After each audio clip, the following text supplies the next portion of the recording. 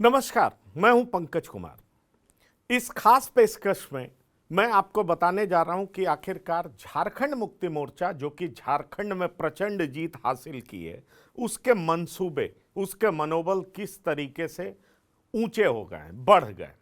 दरअसल अब झारखंड मुक्ति मोर्चा बिहार में 12 सीटों पर चुनाव लड़ने का दावा कर रही है। उसके नेता कह रहे हैं कि बिहार से सटा हुआ, मतलब झारखंड और बिहार से जो सटे हुए इलाके हैं, वहां पर 12 सीटें ऐसी हैं जहां पर झारखंड मुक्ति मोर्चा चुनाव लड़ सकती है। और इसके लिए झारखंड मुक्ति मोर्चा तमाम संगठन से, जी हां, खासतौर पर घटक दल से बात करेगी जो कि इंडिया ब्लॉक के हैं। अब आप समझिए कि बिहार में बड़ी पार्टी कौन सी है? आरजेडी है और कांग्रेस है। आरजेडी और कांग्रेस से बात करके झारखंड मुक्ति मोर्चा 12 सीटों पर चुनाव लड़ना चाहती है। मतलब जो समीकरण बनेगा, जो इक्वेशन बनेगा और जो इंडिया ब्लॉक महागठबंधन जो बिहार में चुनाव के लिए उतरेगा, उसमें जेएमएम 12 सीटों पर चुनाव लड़ना चाहती है। आपको बता दें कि जेएमएम जिन सीटों का चुनाव कर रही है उसके बारे में भी आपको बताना चाहेंगे कि दरअसल जो झारखंड मुक्ति मोर्चा की दावेदारी जिन सीटों पर है वो है तारापुर, कटोरिया, मनिहारी, झाझा, बांका, ठाकुरगंज, रुपौली, रामपुर, बनमनखी, जमालपुर, पीरपैंती और चकाई विधानसभा की सीटें इनमें शामिल हैं।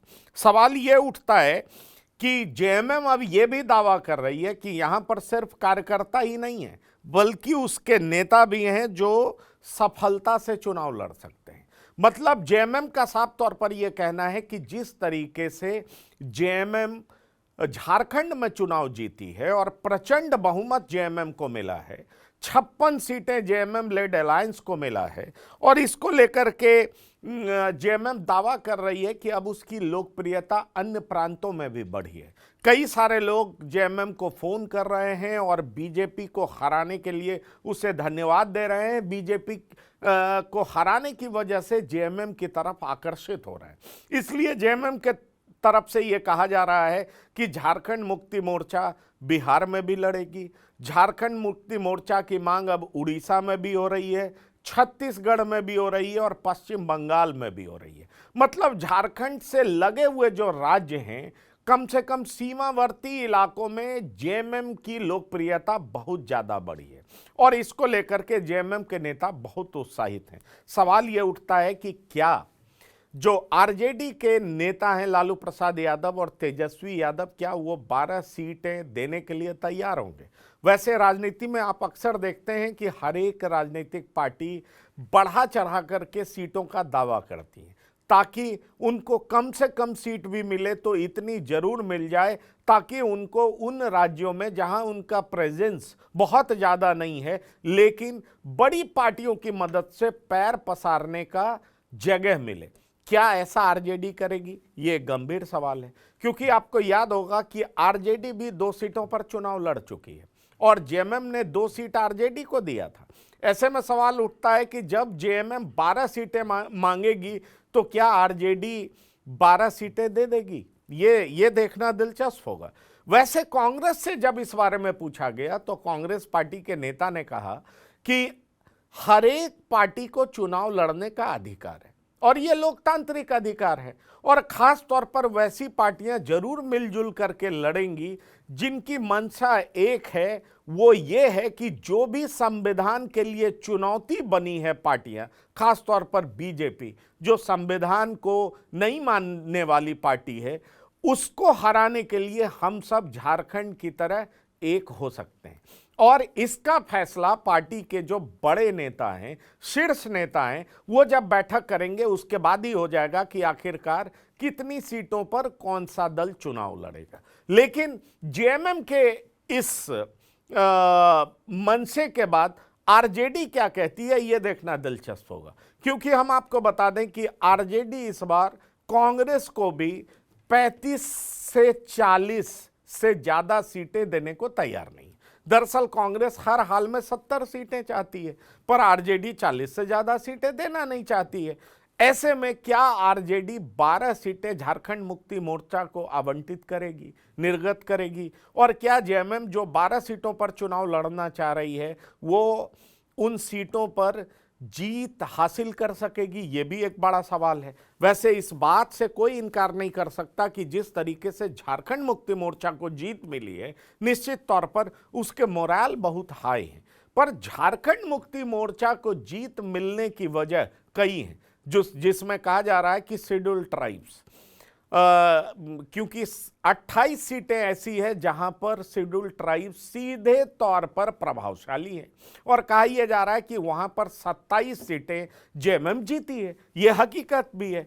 ऐसे में सवाल उठता है कि क्या बिहार में जेएमएम की राजनीति चमकेगी? क्योंकि जेएमएम की तरफ से यह दावा किया जा रहा है कि झारखंड से सटे हुए जितने भी राज्य हैं वहां जेएमएम की लोकप्रियता बढ़ी है, और वहां से लोग फोन कर रहे हैं कि अपने आपको इन राज्यों में भी फैलाइए, और हम लोग आपके समर्थक हैं। कई नेता हैं, कई कार्यकर्ता हैं जो जेएमएम के आइडियोलॉजी से काफ़ी प्रभावित हुए हैं, और जिस तरीके से बीजेपी को पटकनी झारखंड में दी गई है उससे खासा उत्साहित है। ऐसे में सवाल उठता है कि क्या हेमंत सोरेन इंडिया अलायंस का हिस्सा बिहार में भी होंगे? इसकी चर्चा बड़ी जोर से होने जा रही है। वैसे हमारे सूत्र बताते हैं कि जिस तरीके से जेएमएम 12 सीटों की मांग रख रही है, आरजेडी ज़्यादा से ज़्यादा 2 सीटें दे सकती है। लेकिन ये देखना दिलचस्प होगा कि पिछले चुनाव की तरह क्या अगर जेएमएम को उतनी सीटें नहीं मिली जितना कि जेएमएम मांग कर रही है, डिमांड कर रही है, लड़ने का सोच रही है, तो क्या 2020 की तरह जेएमएम अकेले चुनावी मैदान में उतरेगी? और अगर अकेले चुनावी मैदान में उतरती है तो ज़्यादा नुकसान किसको पहुंचाएगी? इंडिया ब्लॉक को पहुंचाएगी या एनडीए अलायंस को पहुंचाएगी? वैसे हम आपको बता दें कि बिहार में जो अभी एनडीए अलायंस है वो खासा मजबूत दिखाई पड़ रहा है। इन दिनों इस बात की चर्चा जरूर है कि नीतीश कुमार क्या एनडीए में बने रहेंगे या फिर से पलटी मार सकते हैं, क्योंकि वो दिल्ली आए थे और दिल्ली में बड़े नेताओं से उनकी मुलाकात नहीं हो सकी। उसके बाद आरजेडी ने खासा तंज कसा है, लेकिन जेडीयू ने बिल्कुल साफ कर दिया है कि आने वाला बिहार का विधानसभा चुनाव नीतीश कुमार के नेतृत्व में लड़ा जाएगा। ऐसे में आरजेडी जो भी तंज कसे, लेकिन फिलहाल जो इंडिकेशंस दिखाई पड़ रहे हैं वो यही बताते हैं कि जेडीयू, बीजेपी, हिंदुस्तानी आवाम मोर्चा, लोक जनशक्ति पार्टी, रामविलास, ये सारी पार्टियां मिलजुल करके चुनाव लड़ेंगी। और अगर जातीय समीकरण के लिहाज से देखा जाए तो निश्चित तौर पर एनडीए भारी दिखाई पड़ता है। अगर हम उपचुनाव की बात करें तो उपचुनाव में हमने देखा कि चारों सीट पर एनडीए की जीत हुई।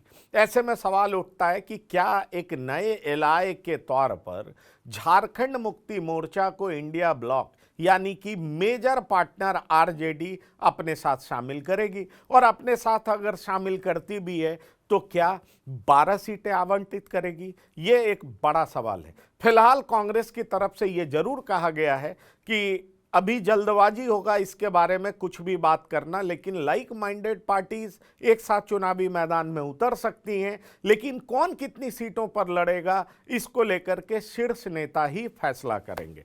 ये देखना दिलचस्प होगा कि आने वाले समय में बिहार में क्या होता है। लेकिन बिहार में जिस तरीके की रोज राजनीति घटनाक्रम देखा जा रहा है उसको देखते हुए ये कहा जा सकता है कि बिहार की राजनीति चुनाव तक बदल भी सकती है, और अगर वो बदलती है तो इसका ज़्यादा नुकसान किसको होगा? ये एक बड़ा दिलचस्प पहलू है। लेकिन इस खबर में मैं आपको बताना चाहूँगा कि झारखंड मुक्ति मोर्चा अब झारखंड से बाहर निकल करके बिहार में भी पैर पसारना चाह रही है, और इसलिए वो 12 सीटों पर चुनाव लड़ना चाह रही है। किन किन सीटों पर चुनाव लड़ना चाह रही है वो हमने बता दिया। हो सकता है इस खबर को सुनने के बाद निश्चित तौर पर जो आरजेडी के पोटेंशियल कैंडिडेट होंगे या सिटिंग एमएलए होंगे उनमें एक नाराजगी, मायूसी हो सकती है कि क्या यहाँ पर जेएमएम का उम्मीदवार तो कहीं चुनाव लड़ने नहीं आ जाएगा, लेकिन क्या आरजेडी वो सीट जो उसकी जीती हुई है वो क्या जेएमएम को आवंटित करेगी? ये भी देखना दिलचस्प होगा। बहरहाल आगे जो भी होता है हम आपको अपडेट करते रहेंगे। नए साल के पूर्व संध्या पर आपको ढेर सारी शुभकामनाएं और मैं ये विश करता हूं, कामना करता हूं कि आप तमाम दर्शकों के लिए नया साल शुभ हो, मंगलमय हो। धन्यवाद, नमस्कार।